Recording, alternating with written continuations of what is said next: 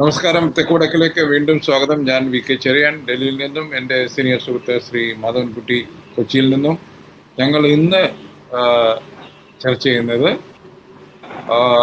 CPM-ൽ ഇന്ന് ഇപ്പോൾ നടന്നുകൊണ്ടിരിക്കുന്ന ചർച്ചകളും കോലാഹലങ്ങളും ഒക്കെയാണ്. ഇന്ന് ശ്രീ പിണറായി വിജയൻ നേരിട്ട് ആദ്യമായി എനിക്ക് തോന്നുന്ന സീരിയസ് ആയിട്ടുള്ള ഇലക്ഷൻ തോൽവിയെ പറ്റി ഒരു റെസ്പോൺസും ചെയ്തിട്ടുണ്ട്. പക്ഷേ പിണറായി വിജയൻ എന്ന മുൻ മുഖ്യമന്ത്രി പ്രതിപക്ഷ നേതാവായി തുടരുമോ എന്നുള്ളൊരു ചോദ്യമാണ് അവിടെ നിൽക്കുന്നത്. ഇന്നത്തെ റെസ്പോൺസ് അനുസരിച്ച് പിണറായി വിട്ടുപോകുന്ന, അല്ലെങ്കിൽ 81-ാം വയസ്സിലും അദ്ദേഹം പാർട്ടിയുടെ 75-ൽ റിട്ടയർ ചെയ്യണമെന്നുള്ള ഒരു വൺ ടൈം എക്സെപ്ഷനെ അംഗീകരിക്കുന്ന മട്ട് കാണുന്നില്ല. എന്താണ് താങ്കൾ ഇതിൽ നിന്നും മനസ്സിലാക്കുന്നത്? ചെറിയ നമ്മൾ ഈ സംഭാഷണത്തിന്റെ ആദ്യ ഭാഗത്ത് ഇന്ന് റെക്കോർഡ് ചെയ്ത ഭാഗത്ത് നമ്മൾ സംസാരിച്ചത് ഈ വരുന്ന ദിവസങ്ങൾ എങ്ങനെ CPM-നെ സംബന്ധിച്ചിടത്തോളം, ഇന്ത്യൻ ഇടതുപക്ഷത്തെ സംബന്ധിച്ചിടത്തോളം വളരെ സുപ്രധാനമാണ് വരുന്ന ദിവസങ്ങൾ.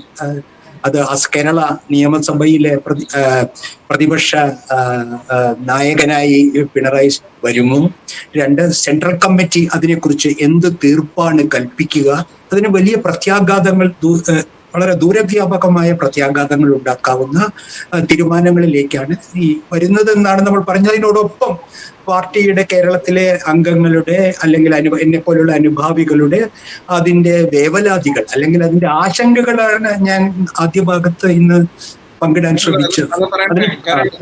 ആൾക്കാരെ കണ്ടു കഴിഞ്ഞു, ഇപ്പം തന്നെ അത് കണ്ടു കഴിഞ്ഞു. പക്ഷേ അതിന്റെ തുടർച്ചയായതുകൊണ്ട് പക്ഷേ താങ്കൾ ഇത് പറയുമ്പോൾ എന്താണ് ഉദ്ദേശിക്കുന്നത്? എല്ലാ പാർട്ടികളിലും, സാധാരണ പാർട്ടികളുടെ ചെയ്യുന്നത്, ഇങ്ങനെ ഒരു ഇഷ്യൂ വരുമ്പോൾ അതിൻ്റെ ഒരു സ്പ്ലിറ്റോ അല്ലെങ്കിൽ വിഭാഗീയതയോ ഒക്കെ ഉണ്ടാകും എന്ന് പറയാറുണ്ട്. CPM-ൽ എന്താണ് താങ്കൾ പ്രതീക്ഷിക്കുന്നത്? പിണറായി വിജയൻ വീണ്ടും തന്റെ അപ്രമാദിത്യം പാർട്ടിയിൽ അടിച്ചേൽപ്പിക്കുമോ? അതെ, അതാണല്ലോ കേന്ദ്ര ചോദ്യം.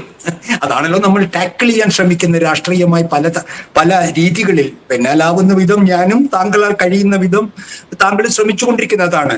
പിണറായി വിജയന്റെ പാർട്ടിയിലെ അപ്രമാദിത്വം തുടരാൻ കഴിയുമോ? അത് വളരെ CPM-ന്റെയും ഇടതുപക്ഷത്തിന്റെയും ഇന്ത്യയിലെ ഭാവിയെ സംബന്ധിച്ച് സുപ്രധാനമാണെന്നും അണികൾ ഇപ്പോൾ ഇരുട്ടിലാണെന്നുമാണ് നമ്മൾ രാവിലെ പറഞ്ഞു വെച്ചത്.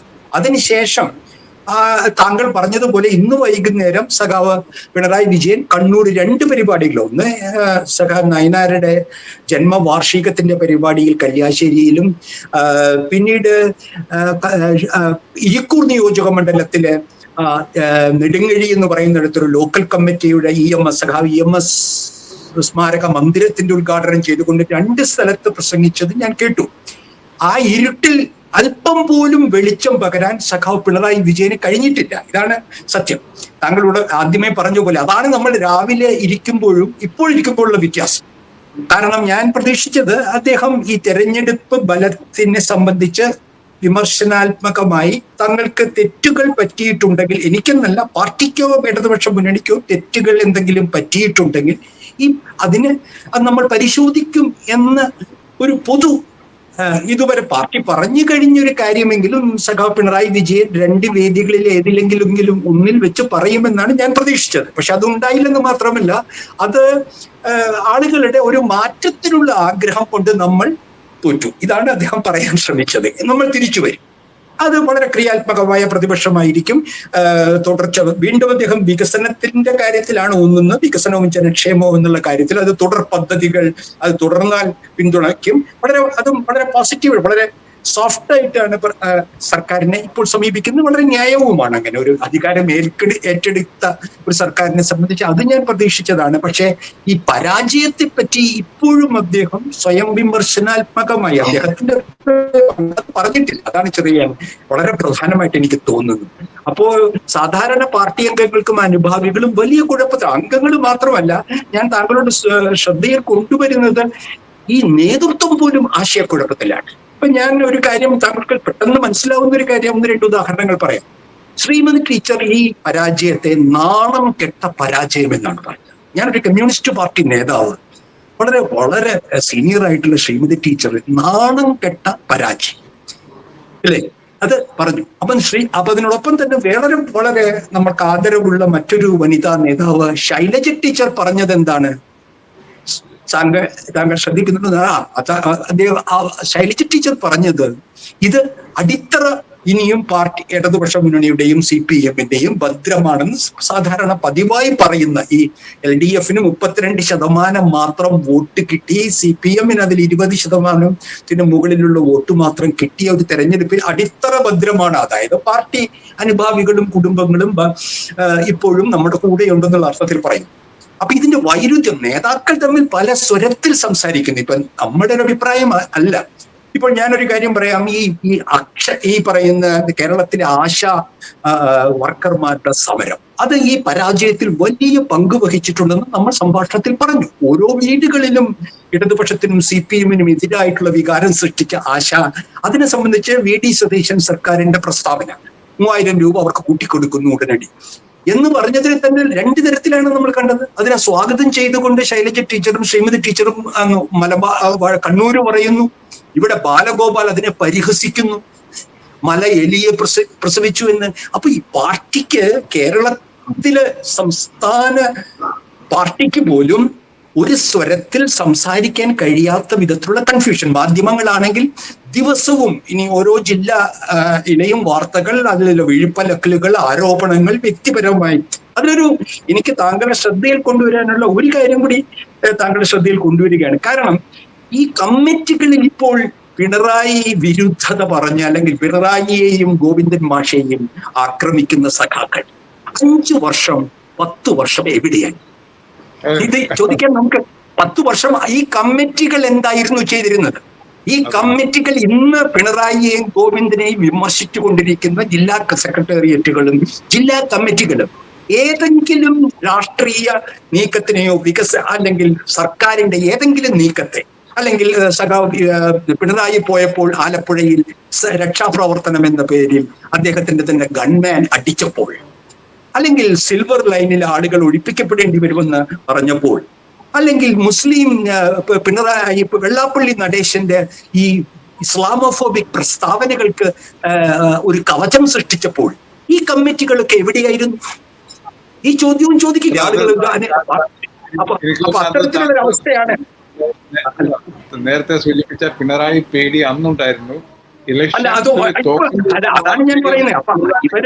അപ്പൊ അത് പിണറായിയുടെയും ഗോവിന്ദൻ മാഷിന്റെയും മാത്രം ഉത്തരവാദിത്തമല്ല. അതിനെല്ലാം മൗനാനുവാദം നൽകിയ കമ്മ്യൂണിസ്റ്റ് പാർട്ടി ഘടകങ്ങളും ഉത്തരവാദികളാണെന്നാണ് സാധാരണ ജനങ്ങൾ കാണുക. അല്ലെങ്കിൽ അവർ ഭീരുക്കളാണ് എന്നേ നമുക്ക് പറയാൻ കഴിയുള്ളൂ. പക്ഷെ അതും അങ്ങനത്തെ ഒരു അവസ്ഥയിലാണ് നമ്മൾ സംസാരിക്കുന്നത്. ഇതാണ് യഥാർത്ഥ അവസ്ഥ. പിണറായി ഫേസ്ബുക്ക് കുറിപ്പിന് ശേഷം അങ്ങ് അവിടെയും ഇവിടെയും തൊടാത്ത ഒരു 1-2 പ്രസംഗങ്ങൾ കണ്ണൂരിൽ ചെയ്തിരിക്കുന്നു. ഇനി ഞാൻ വേറെ ഒരു കാര്യം താങ്കളോട് പറയുന്നത്, ഇത് സംസ്ഥാന തലത്തിൽ മാത്രമല്ല, പൊളിറ്റ് ബ്യൂറോയിലും താങ്കൾ ശ്രദ്ധിച്ചാൽ ഹനൻ മുള്ള എന്ന വളരെ വളരെ വളരെ പ്രശസ്തനായ, വളരെ ആദരിക്കുന്ന CITU-വിന്റെ ആ കർഷക തൊഴിലാളി സംഘടനയുടെയും ഒക്കെ വളരെ, അതുപോലെ ഈ പ്രായപരിധി കഴിഞ്ഞതുകൊണ്ട് പ്രത്യേക ഞാനും വളരെ ആരാധിക്കുന്ന, ഞാൻ വളരെയധികം ആരാധിക്കുന്ന ഞാൻ അദ്ദേഹം ഇഷ്ടപ്പെടുന്ന ഒരു നേതാവാണ് ഹനൻ മുള്ള. അത് വലിയ പ്രതീക്ഷകളുമായിരുന്നു അദ്ദേഹത്തിന്റെ നേതൃത്വത്തിൽ പാർട്ടിക്ക് തിരിച്ചു വരാൻ കഴിയുമെന്ന്. അദ്ദേഹം ഇങ്ങനെ ഒരു മലയാളം ചാനലിന്റെ റിപ്പോർട്ടർ വളരെ കാഷ്വലായിട്ട് മനുഷ്യരെ പറ്റി, ഒരു ഉപ്പും മുളകും കഴിക്കുന്ന നാവിൽ ഏത് കമ്മ്യൂണിസ്റ്റുകാരനും പറയുന്ന പോലെ പ്രായമായി മാറുന്നതാണ് നല്ലത്. അതിന് യാതൊരു അച്ചടക്കത്തിന്റെയോ ജാർഗണോ അല്ലെങ്കിൽ ഈ പറയുന്ന പോലെ ഒന്നുമില്ലാതെ അദ്ദേഹം വളരെ സാധാരണ ഒരു സഖാവിനെ പോലെ പറഞ്ഞു, പ്രായമായി അദ്ദേഹം മാറും എന്നും സൂചിപ്പിച്ചു. ആ ഗ്രാജുവലി എന്നൊരു വാക്കാണ് ഉപയോഗിച്ചത്, അധികം വൈകാതെ എന്നുള്ളത്. അപ്പൊ അതവിടെ സംഭവിക്കുന്നുണ്ട്. പിന്നെ താങ്കൾ മനസ്സിലാക്കേണ്ട വേറൊരു കാര്യം, മലയാളിയായ ബിജു കൃഷ്ണൻ കേരളത്തിലെ സഖാക്കൾക്ക് വളരെ പ്രിയപ്പെട്ട, അതായത് മഹാരാഷ്ട്രയിലൊക്കെ കർഷക സമരങ്ങൾക്ക് നേതൃത്വം കൊടുക്കുന്ന, വളരെ JNU-യിലൊക്കെ ത്യാഗം സഹിച്ചു പാർട്ടിയുടെ കൂടെ നിൽക്കുന്ന, ആധുനിക കാലത്തെ ത്യാഗത്തിന് പുന്നപ്ര വയലാറോ കരിയിലൂരോ കരിവള്ളൂരോ അടിയന്തരാവസ്ഥയൊന്നും ഇല്ലല്ലോ പാർട്ടിയിൽ.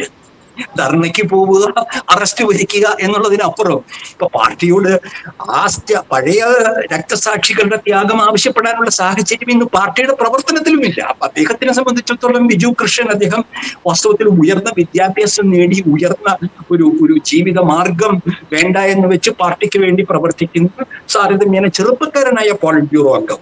അദ്ദേഹം പിണറായി വിജയൻ പ്രതിപക്ഷ നേതാവായി വരുന്നതിന് അനുകൂലമായല്ല വോട്ട് ചെയ്തത് എന്ന് മലയാളികൾ ശ്രദ്ധിക്കില്ലേ? അതിനൊരു കാരണമുണ്ട് സാർ, അദ്ദേഹം കണ്ണൂർക്കാരനാണ് ശരിക്കും. മലയാളിയാണ്.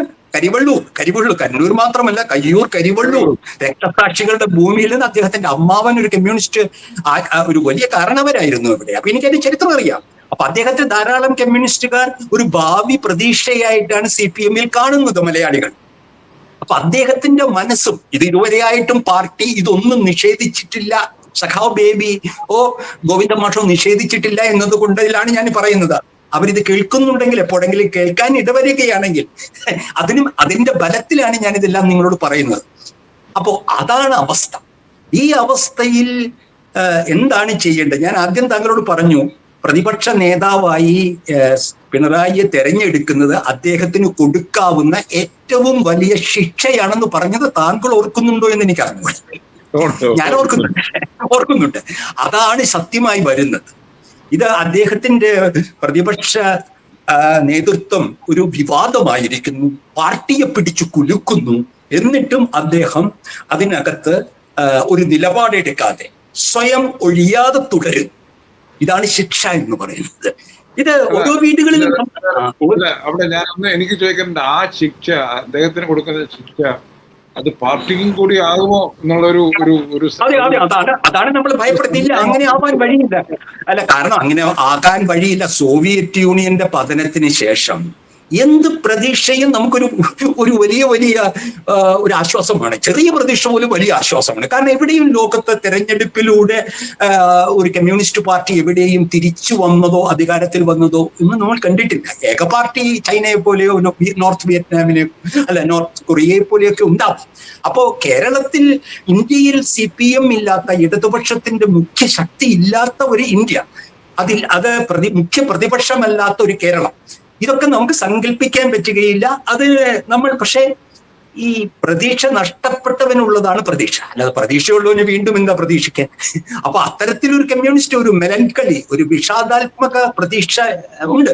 CPM-ഉം ഇടതുപക്ഷവും ഇന്ത്യയിൽ തിരിച്ചു വരും.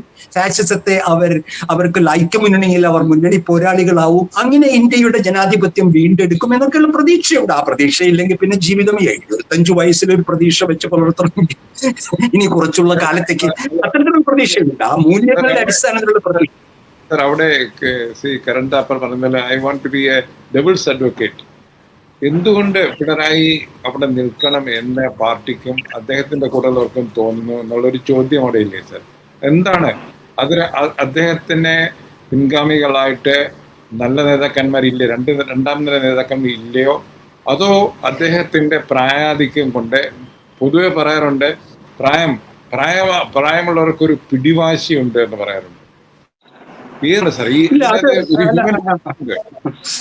എനിക്ക് കുറച്ച് പിണറായി അറിയുന്നത് കൊണ്ട്, രാഷ്ട്രീയമായി, വ്യക്തിപരമായിട്ടല്ല, വ്യക്തിപരമായി വലിയ അടുപ്പമില്ല, പക്ഷെ രാഷ്ട്രീയമായി എനിക്ക് അറിയുന്നത്, കാരണം ഞാൻ അദ്ദേഹത്തെ CPM-ന്റെ ഒരു ഘട്ടത്തിൽ ഈ VS അച്യുതാനന്ദൻ വിഭാഗീയതയുടെ സമയത്ത് അദ്ദേഹം ശരിയായ നിലപാടുകളാണ് പാർട്ടിയുടെ ഐക്യം നിലനിർത്താനും അതിനകത്തുള്ള ഉൾപാർട്ടി ജനാധിപത്യത്തിനും വേണ്ടി നിൽക്കുന്നത് എന്നുള്ള രാഷ്ട്രീയമായി ഞാൻ പിന്തുണച്ച വ്യക്തിയാണ്. അപ്പൊ അതുകൊണ്ട് ഒരു കാര്യം എനിക്ക് മനസ്സിലാക്കാൻ കഴിയുന്നില്ല, അദ്ദേഹത്തിന് പ്രായാധിക്യമല്ല. കാരണം പിടിവാശിയാണെങ്കിൽ അദ്ദേഹം പണ്ടും പിടിവാശി ഉണ്ടായിരുന്നു. 2014 മുമ്പ് പിടിവാശി ഉണ്ടായിരുന്നു. ഉൾപാർട്ടി സമരം നടക്കുമ്പോഴും വിഭാഗീയതയുടെ സമയത്തും അദ്ദേഹത്തിന്റെ പിടിവാശി ഉണ്ടായിരുന്നു. മലപ്പുറം സമ്മേളനത്തിന് ശേഷമാണ് ഞാൻ ഈ പാർട്ടിയുടെ ആഭ്യന്തര കാര്യങ്ങളിലേക്ക് വലിച്ചിഴക്കപ്പെട്ടത്, എന്റെ പത്രപ്രവർത്തനങ്ങളുണ്ട്. അപ്പൊ ആ സമയം മുതൽ എനിക്കറിയുന്ന പിണറായിക്ക് പിടിവാശിയുണ്ട്. പാർട്ടിയുടെ പരിപാടിയാണെന്നാണ് ഞാൻ ഇതുവരെ കരുതിയിരുന്നത്. പാർട്ടിക്ക് വേണ്ടിയുള്ള പിടിവാശി, മാർക്സിസത്തിന് വേണ്ടിയുള്ള പിടിവാശി. കേരളത്തിൽ CPM ഇനിയും മുന്നോട്ട് പോകണമെന്നുള്ള പിടിവാശി, പാർട്ടി തകരരുതെന്നുള്ള പിടിവാശി. പക്ഷേ അദ്ദേഹം അധികാരത്തിൽ വന്നതിന് ശേഷമുള്ള പിണറായി എനിക്ക് പരിചയമില്ല. അപ്പോഴേക്കും ഞാൻ ദേശാഭിമാനിയിൽ നിന്ന് രാജിവെച്ചിരുന്നു. ഞാൻ ഒരു സ്വതന്ത്രമായിട്ടുള്ള നിലപാടെടുത്തുകൊണ്ട് എനിക്ക് പിണറായി അല്ലെങ്കിലും എനിക്കറിഞ്ഞുകൂടാ. പക്ഷെ പ്രായാധിക്യമല്ല. താങ്കൾ അദ്ദേഹത്തെ കാണുന്നത് എങ്ങനെയാണ്? പിടിവാശി അല്ലെങ്കിൽ അത് പേഴ്സണലൈസ്ഡ് ആയിട്ടുള്ള ഒരു എനിക്ക് ശേഷം പ്രളയം എന്നുള്ള രീതിയിലേക്ക് പോയോ? എന്താണ് താങ്കൾക്ക്? എനിക്ക് എന്തായാലും പ്രായം മൂലമുള്ള പരാധീനതയല്ല, അതല്ല. എനിക്ക് ഏറ്റവും മോശം ഒരു രീതിയിൽ എനിക്ക് പറയാൻ ഇഷ്ടമല്ല. അദ്ദേഹം സ്വന്തം സുരക്ഷ ഒരുക്കുകയാണ്. അതാണ് ഞാൻ ഏറ്റവും അൺചാരിറ്റബിൾ എന്ന് എനിക്ക് പറയാൻ ഇഷ്ടമല്ലാത്തത്.